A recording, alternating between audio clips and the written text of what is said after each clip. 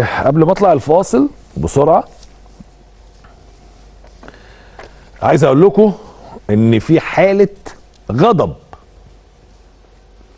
من محمد الشناوي نحو اداره النادي الاهلي.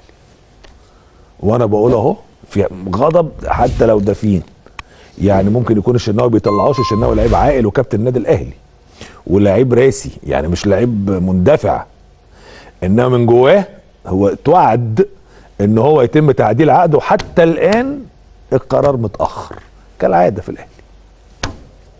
الفتره الاخيره كل حاجه متاخره، انك تحاسب كولر متاخر، ان انت يعني تاخد اجراء سريع في التراجع الفني اللي موجود، ده قرار متاخر. حتى الملعب اللي هيلعب عليه الماتش الافريقي اللي جاي قرار متاخر، كل حاجه متاخره.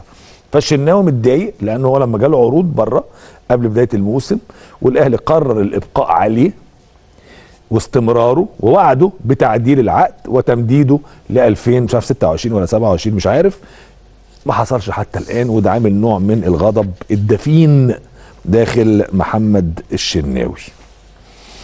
برضه في حاجه يعني في غضب شديد جوه كريستو اللاعب التونسي اللي موجود واللي غايب، مش بس كمان عن تشكيله الاهلي، ده كمان حتى على الدكه ما بيقعدش اخر 3-4 ماتشات.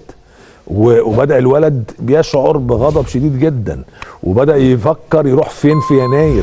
وهل بيحصل معاه اللي حصل مع قندوسي، انك تمشي قندوسي وتجيب مودست فتمشي قندوسي وتجيب صلاح محسن، فهتمشي كريستو عشان ايه؟ فالولد نفسه بيقول لك. وعلى فكره انا عندي معلومات ان سموحه بيفكر ياخدوا اعاره، في كلام ان مودرن فيوتشر ممكن ياخدوا اعاره، ممكن في كلام. لكن الولد متضايق جدا، متضايق جدا جدا من المعامله اللي بتعملها دلوقتي في النادي الاهلي او مع من كولر، يعني مارسيل كولر. الكابتن خالد بيبو اخذ قرار بغرامه 100,000 جنيه على كل لاعب في الفريق بعد التعادل الاخير بتاع الجونه. 100,000 جنيه غرامه بعد التعادل الاخير.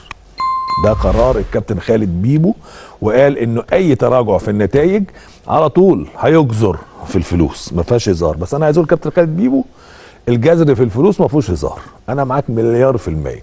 بس في حاجه في الفرقه فيها مشكله، لازم حد يحتوي الفرقه، لازم. الفرقه فكه، فمش قصه الغرامات 50 في 20 في 30 في 100. ما انت غرمتهم في افريقيا وايه اللي حصل؟ كانوا برضو وحشه الفرقه. بعد افريقيا كسب المقاولين بالعافيه وكسب سيراميكا بالعافيه وتعادل مع الجونه والاداء متراجع جدا. هل لما اتخصم في افريقيا الفرقه فاقت؟ هي قصه مش خصم، في حاجه مش مظبوطه.